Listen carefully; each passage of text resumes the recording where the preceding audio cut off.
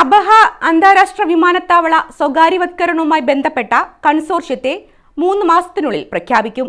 Saudi civil ഏവിയേഷന്റേതാണ് പദ്ധതി. Taif, Qassim, ഹായിൽ തുടങ്ങിയ വിമാനത്താവളങ്ങളും സ്വകാര്യവൽക്കരിക്കാൻ പദ്ധതിയുണ്ട്.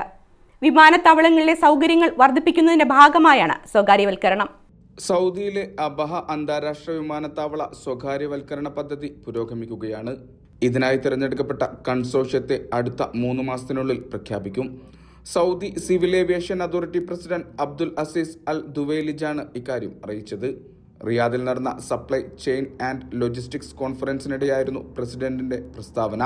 സ്വകാര്യവൽക്കരണവുമായി ബന്ധപ്പെട്ട് സിവിൽ ഏവിയേഷൻ അതോറിറ്റിക്ക് വിവിധ കമ്പനികളുടേതായ 100-ലധികം അപേക്ഷകൾ ലഭിച്ചിട്ടുണ്ട്.